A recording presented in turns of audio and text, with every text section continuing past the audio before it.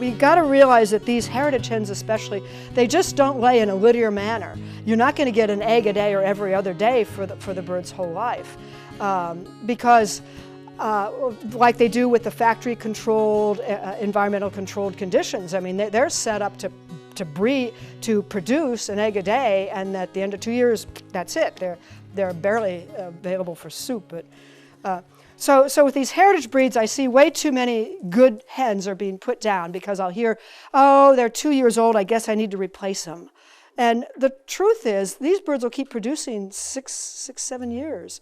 I mean, for heritage breeds, a 6-year-old hen is just kind of, that's kind of like a senior citizen version, but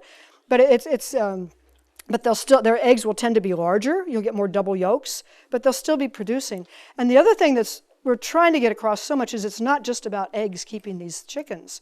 I mean, this is another whole course, but they have skill sets, and they're incredible herbiciders. I have a dog and too many cats, and I have no ticks or fleas around my zone 1 area. I mean, none. I don't need frontline or whatever. All that. They're herbicides. They can clear a patch. I can put them on day duty, and they'll clear a garden bed for me. They can fertilizer.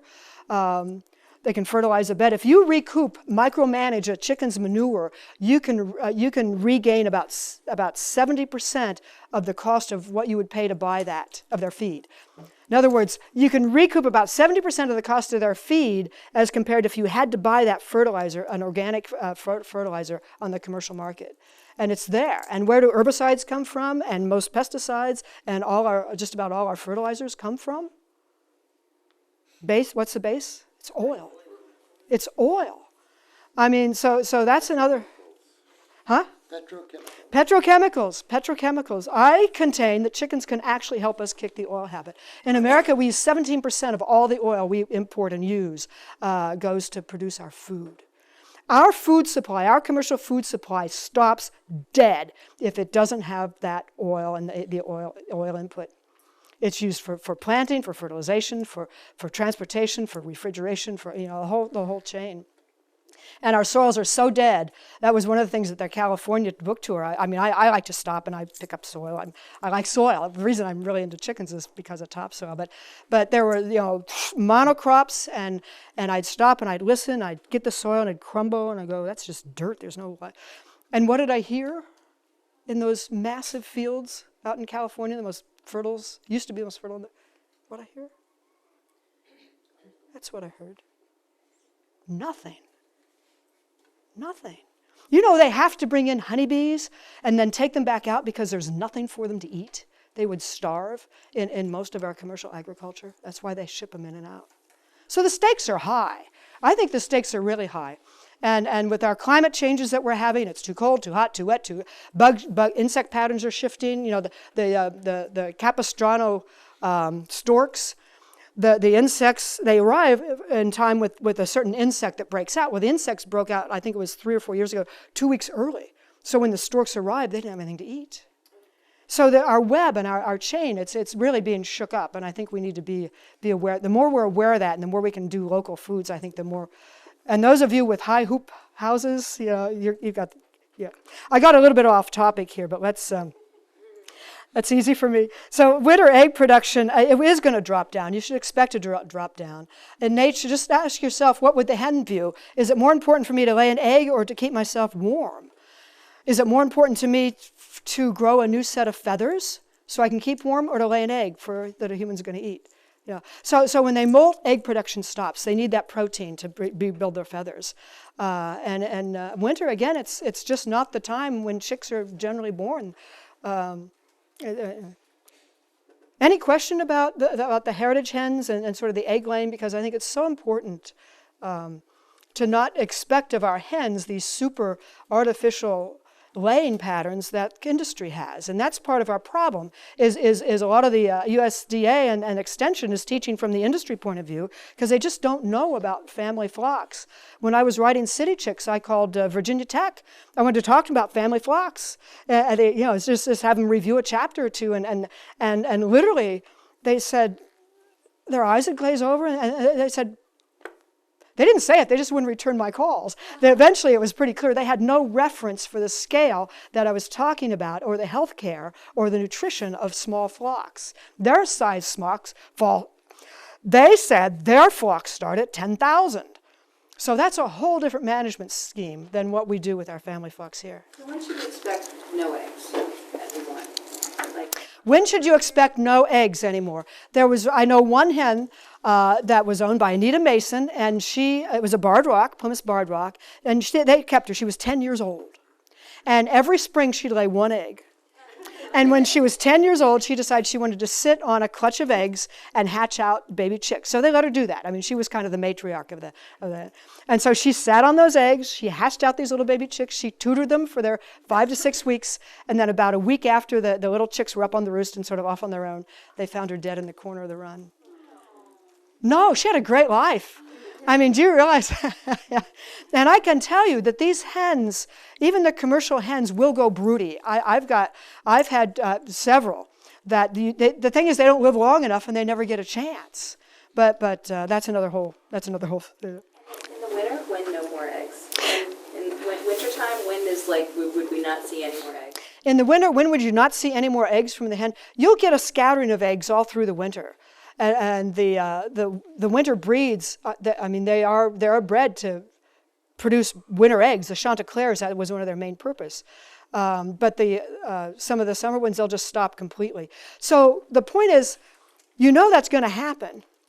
And I'm going to get into eggs here in just a little bit. And so let's bring that back around, because this is when you start stockpiling eggs, either now or even in July. And we'll talk about egg storage and handling here a little bit. So artificial light is one way that you can keep the hens laying, and there's all different protocols for this. If a general rule of thumb is just 12 hours. If you just extend it, that's like at the equinox, right? At the summer. Summer solstice. Thank you, the summer solstice. Yeah, the equinox is shorter days. So during this 12 hours, I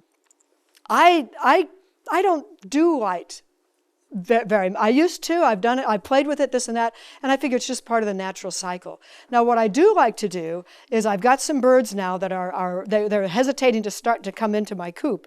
So I'll just put a little diode, a little small light in the coop, and then that draws them in because they're drawn to the light. And then it's on a timer to just go off.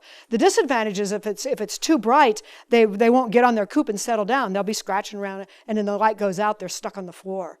So if you do light, what I suggest is do it in the morning to extend the morning time, because that way, as the light gets dimmer, they'll all get up on their coop, they'll jostle their position, they'll bash each other around, but they eventually all get in there.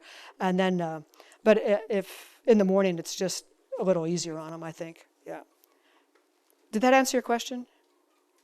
About eggs? About not laying through the winter? Some hens just don't. They stop, but then, boy, when they get started.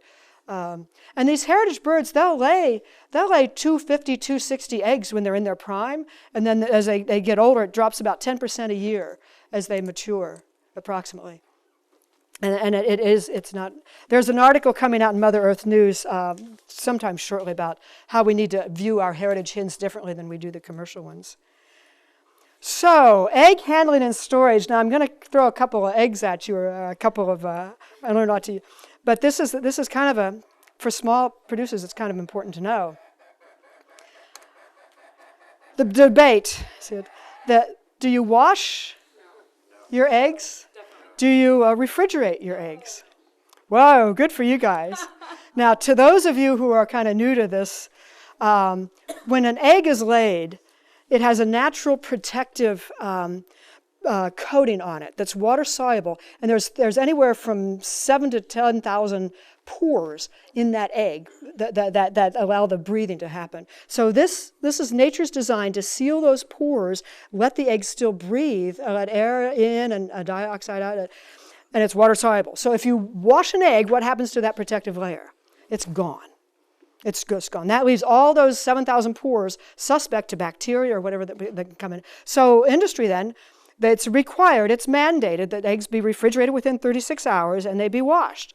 So they have to cover them back over with something to keep them from going bad. So if you do wash your eggs in Europe, it's against the law. Not only that, if you refrigerate your eggs, Europe and other countries, I mean, pretty much the U.S. is standing alone on this one. If you do refrigerate your eggs, it's against the law. Because what they want is they want to maintain that natural bloom. They have done tests and they feel it's more protective and more efficient than anything artificial mankind could put on there. So what they do though is they have temperature standards that they're higher in the summer and they're lower in the winter, but they're concerned that condensation not form on that egg, because as soon as you get condensation, you breach the bloom. Yeah. Her question is our house too warm so the eggs will...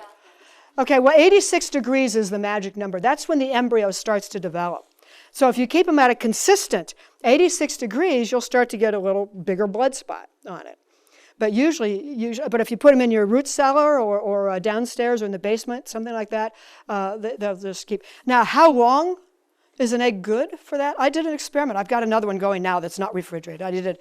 But the oldest egg I've eaten was 8 months old. I ate it. It wasn't that good, but it wasn't that bad. So what happens is if you've got an egg shell that's not cracked, that's a good, healthy eggshell. It's got, some eggshells have little sort of dimples, or it has to be a nice, strong, healthy eggshell. It's not cracked, and it has that natural bloom on it. That egg will not go bad. It'll just dehydrate. Just dehydrate. I mean, in the olden days, they would say for months they'd buy a whole year's supply of eggs, and off they'd go overseas. And I think there are ways you can keep it even from dehydrating. But yeah. There's a Mother Earth News article that tested 30 different ways of storing eggs. Uh-huh. And what they came up with the best results was don't wash and put in a sealed container and refrigerate. And you get 6 to 7 months of storage from the eggs that way. Okay. Mother Earth read an article, you might want to wrote an article that said best way to store eggs is basically don't wash them, put them in some plastic and refrigerate them. I would go so far as to say you don't need to refrigerate them, even if they're fertile. Can you wash them right before you use them? Yeah, you can do anything you want right before you use them. Okay, so I don't like calling it. Well, now, is an egg dirty? I mean, that's the thing. Which is a good reason, one, never have your hens sleeping in nest boxes even in the winter, because half of their manure is deposited at night. You're going to get dirty eggs. And then two, collect them fairly often. And in winter, you want to collect them probably even twice a day, because when they freeze, they'll crack. And also when they freeze, they lose a lot of the membrane stability, and the egg comes out kind of runny, and the yolk's a little runny. So, yeah. Can you let your egg freeze and thaw out and eat it? Absolutely. Yeah, scrambled eggs, that's all. Yeah. Okay, now I've got to keep the tempo going here because I've got a lot to cover. So, and that's why we developed this 10-week course. I mean, there's just so much. I had no idea going into this that one I'd write. Well, I've got 4 books in progress, but so many books about chickens, and then it would be so broad and profound and deep. So here's why in the U.S., industry says they have to wash eggs. It's because of salmonella enteritis. And the salmonella is everywhere. You've already got it in your gut. And by the way, did you know that you're only 10% human cells by volume? I mean, the Human Genome Project has come out, and they've done calculations, and you are only 10% human. What's the rest of you? Bacteria, fungus, microbes, protozoa, salmonella enteritis. I mean, we are all walking vats of fermentation and other beings, and we evolved that way. We're supposed to be that way. And I've even read one study that said refrigeration was probably the worst thing we could have done to human digestion, because it's taken all the microbes away because we used to eat so many more fermented foods. Yeah. So getting back to this, salmonella enteritis. In the factory farms, the hens, in the conditions they're raised, can actually develop salmonella colonies in their bodies. So they already have it. They're already infected with salmonella enteritis. If they lay an egg, can that egg have salmonella already in it? Yes. Not all hens. I'm not saying all of them. I'm just saying it's apparently enough statistically of the hens that are already infected with these colonies. And so these eggs come out. They've got salmonella in it. You wash the eggs. You leave them at room temperatures. Within 3 days, they're toxic to humans to eat without cooking. So that's why they're saying that they have to be washed. Now, in Europe, the hens have to be vaccinated against the salmonella enteritis. In the U.S., it's not required. You can do it, but it's not required. Well, let's just refrigerate them and wash them and spend that much more problem I would love to see a study that extrapolates out how much energy and oil does it really take to refrigerate and wash and handle our eggs compared to backyard eggs that only have to go a few yards, excuse the pun, to your table. But, Salmonella is dead once you cook it. yeah. Quick question in the back? Okay. Okay, so here we talked about this already. As an egg ages, a lot of things happen as it ages. And that's why the older eggs, I mean, when you take an egg that's 4 or 5 months old and you crack it, it looks like a store-bought egg. You know, it's a real flat kind of yolk and the white's kind of spread out, but it's still more edible at it. But that affects also how it cooks up. And we have a whole course on extraordinary eggs, the tips, tricks, and traps of cooking with eggs. So, but what's interesting in this point is an egg, I love this, has a biological age and it has a chronological age. Now, USDA and FDA has no definition of fresh egg. Doesn't exist.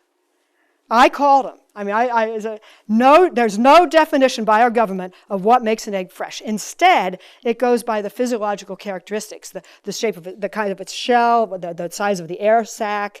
They have their whole criteria that are going on. So it's quite possible for you to get an egg at the store that's 66 days old and still be graded AA. Not only that, but it's really hard to trace down where that egg might have been produced. I mean, it gets real murky. Anyway, so I just wanted you to be aware of that as well. So when you're selling your eggs to your customers, you got to tell them, you know, what you're buying in the store. Do not expect to pay me what you're paying in the store because you have a superior product. And especially if they're standing there drinking a Coke or soft drink saying, how much nutritional value are you getting out of that? You know, and I'm charging $5 a dozen, 60 cents for an egg, and you get some of the best highly digestible, easily assembled forms of protein on the planet. Get your priorities straight. You know. So you guys really have a premium product with your eggs and meat as well. I can tell you. So the date on the eggs in the grocery store, they're really just... That date is voluntary or depends by state. The USDA does not require a date. FDA does not require a date. And there's even repackaging that goes on. And when I worked in one of the major chain stores in one of the pharmacies, I mean, I'd go in the back and there'd be these pallets full of eggs. They weren't refrigerated. They were just sitting there in the back. I should have taken a picture of them, but I didn't know what I was going to be doing all this. Okay, so anyway, the freshness really does affect how it cooks, and it also affects what dish you want to use it for. Hard-cooked eggs, there is a way to cook them fresh, but hard-cooked eggs tend to peel easier. I don't have time to go into that, but it does have a difference on it. Older. Freshness and older, but also, yeah, since there's no definition for fresh.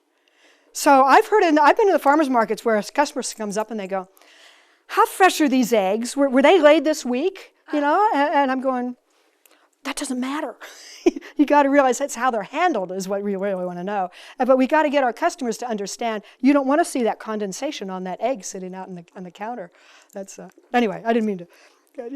I didn't mean to start it, but I hear that question a lot, and so we're starting to get them educated here. So here's how they determine, I guess, age. I should say grading. I'll change this. Okay, I'm going to go on because we've got newer eggs tend to sink because their little air sac is smaller. If you see an egg and you want to test it and it's bobbing up on the top, sort of like a little bobber, throw it far away. It's probably rotten, especially if you smell it.